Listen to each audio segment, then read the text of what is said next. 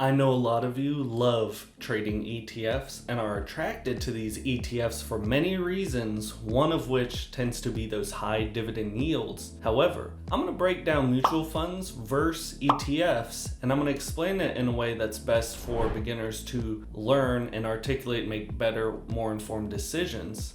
But my stance on the matter doesn't actually lie with either of these, and it's gonna be pretty surprising to you at the end, but I'll share it with you. But first, I'm gonna peel back the onion on ETFs and mutual funds. As I said, with ETFs, first off, you don't want to let that high dividend yield on the surface fool you into thinking that it's your best option. It's important to be well informed and know the bare bones of these different funds. Sure, ETFs are great, but when we're talking mutual funds versus ETFs and we're to put your money and explain you where to put your money, it's best to explain it in a 3-part series, a somewhat of a timeline, for instance. And when you're about to talk about index funds and ETFs, then there is no better way to start than with the ancestor of it all, which is the mutual fund, which I'm going to briefly go over because it'll give those of you who are absolute beginners have a better foundation and understanding going forward. Mutual funds essentially are just funds that are a grouping of a large amount of individual stocks, generally within a same sector or market. So Dow Jones, S&P 500, big tech, healthcare, things of that nature. With mutual funds, they're generally hallmarked by many shared factors with index funds and ETFs. However, convenience was the one factor that really stood out to me, and that was the initial idea due to the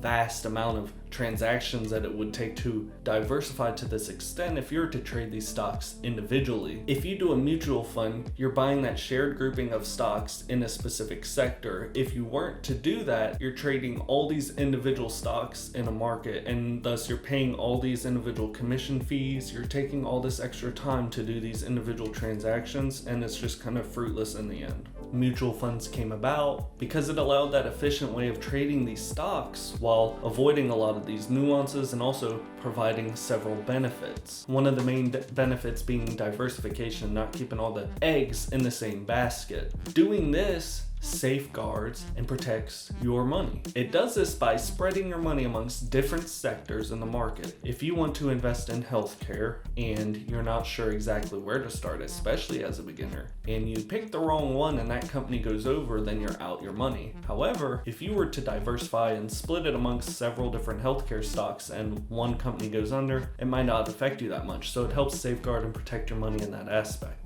Now, to go into the nuance or benefit depending on the person, these mutual funds are actively managed by a fund manager. That's good because there's eyes on it at all times. However, there's no real incentive to these managers looking out for you, at least from my experience, because whether you are in the positive or the negative at the end of the year, they still get that commission off you. They still get that cut of the money out of you, and it's usually around 2%. Now, transitioning to index funds in the timeline, the step number 2 out of 3. Index funds, they came after mutual funds, and they're hallmarked by diversification and convenience as well. However, the key factor differentiating these two is the affordability and control. I talk about control. Index funds are passively managed at a fixed rate formula, usually from what I've seen at a rate around 0.04%. Now, going back to control, as I was mentioning it, this gives more control back to you, back to the user or the consumer, as opposed to mutual funds that it's managed by a fund manager. So an index fund is exactly what it says. It's based off an index or a sector, a section of stocks. Again, S&P 500, Dow Jones, big tech, healthcare, things of that nature. These sections and these groupings of stocks and these index funds are usually found through firms such as Fidelity or Schwab or Vanguard and others. And lastly, the most important thing in my opinion is that it allows reinvesting of profit gained in the index fund, or it allows automatic reinvestment from like your monthly paycheck, for instance. And this is very useful, especially if it's a passive income stream. Next up, talking about ETFs or exchange traded funds, step 3 in the timeline.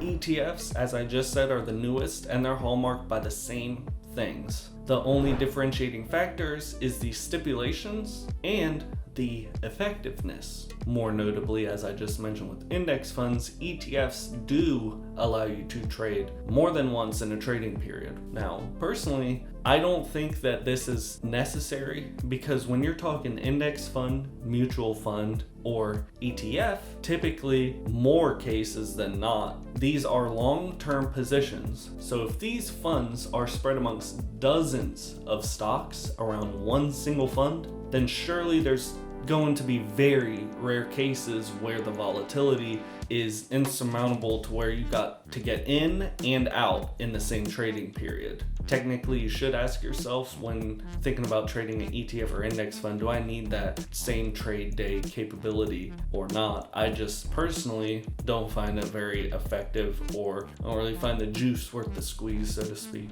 A brief recap: with mutual funds, it's the more prehistoric of the three. This was the basic foundation or idea that people invested in to help diversify their portfolios, to help build their portfolios off a shared grouping of stocks. It's just at the time, especially since it was the first idea, it came at a price and it had to be actively managed. Me personally, I think we're at a day and age now where you don't need that. Things have become more advanced, like with the index funds. Number two, the key things to note with the index funds is you can only trade once in a trade day. It's passively managed at a fixed rate formula, usually around 0.04%, at least from what I have seen, as opposed to the 2% mutual fund. However, it allows for that automatic reinvesting into this index fund from your paychecks. And then lastly, number three, the ETF or the exchange traded fund. The important things to know: this is the newest form, the more user-friendly one, that's hallmarked from the same things, except it allows you to trade more than once, but also it does not allow for you to automatically reinvest into your position. Now, to everyone watching, which of the three is the most useful, efficient, effective? It's going to be different to all of us. Let me know in the comments which one you think is the most effective or efficient. Now, if I missed anything, or if I could do better at explaining anything, also please let me know, because this is a fairly new channel and I'm trying to improve it the best that I can.